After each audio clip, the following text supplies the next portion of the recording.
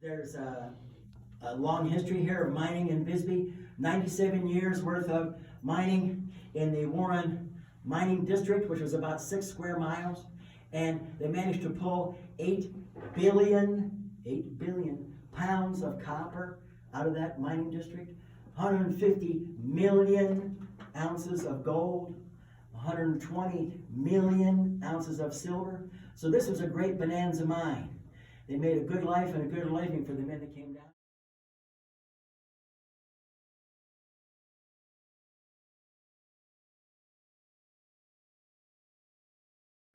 And they took it out to where you parked your car. There weren't cars parked back then. There was a smelter there. Smelter's like a big, huge factory kind of setup where they would melt that ore down and get out that copper, gold, silver, magnesium, zinc. So there was a lot of activity going on here at one time. As I mentioned out front, 25,000 residents of Bisbee, 4,000 of them were miners. There were 29 mines in the Warren mining district, and this was called the Copper Queen. And if you took all the tunnel and track that they laid in the Bisbee mining district, it would stretch out for 2,300 miles if you laid it end to end. And I looked it up just out of curiosity, if you stretch that track out 2,300 miles across the United States and you started in Bisbee, Arizona, you'd end up in Washington, D.C. So I can guarantee you one thing to you. You're a whole lot better off in Bisbee, Arizona than you could ever be in Washington, D.C.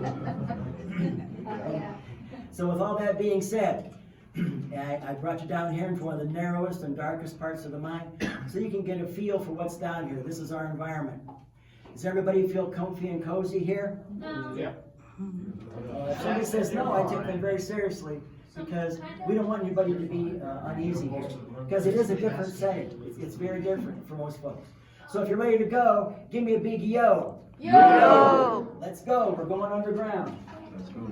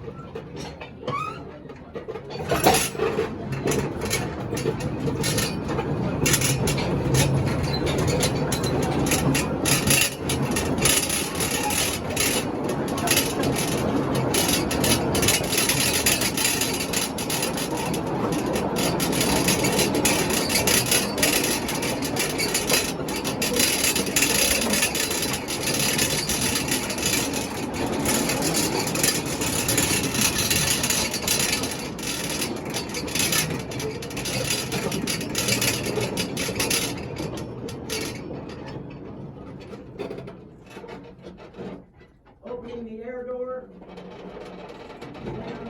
I'm waiting for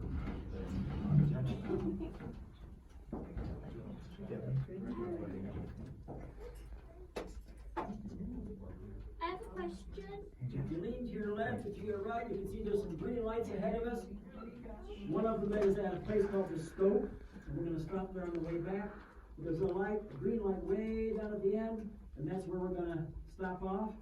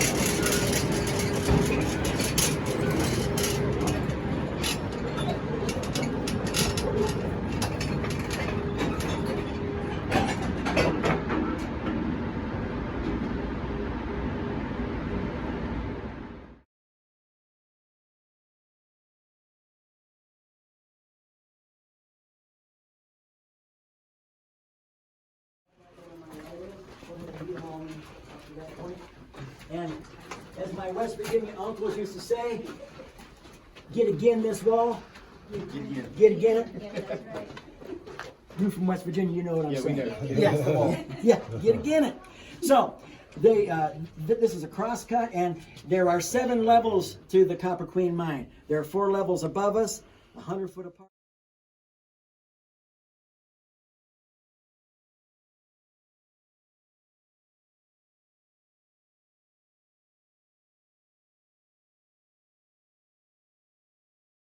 That same PYR at the beginning of the word, like you have in pyrotechnics. You know, if you ever went to see fireworks, you were seeing pyrotechnics, okay? And there's pyromaniacs. Some of you might even be pyromaniacs. But those are firebugs. So that iron pyrite and some of those other ores, those things were a problem because sometimes when they were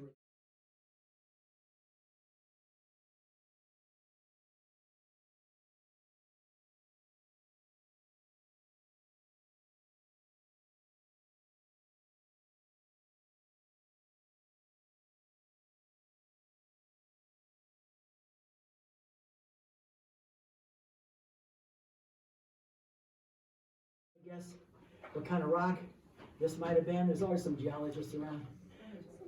Yeah. The miners weren't really that interested in what kind of rock it was because they're more interested in tonnage. But the miners called this, when they saw this, they used it as waste because this was called leverite. That means leave it right there. It's not any good for anything. You can't sell it even if we smelt it. Now let's look at the most photographed thing on our tour.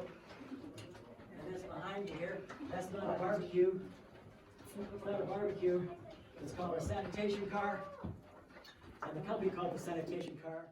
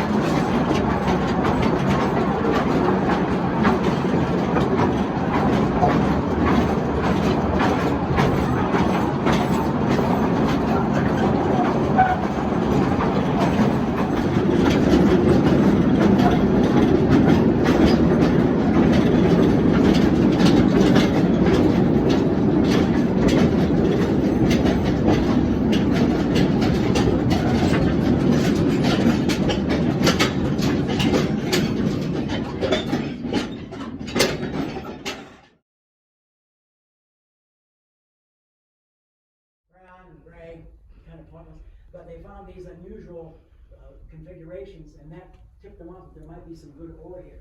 So they found that.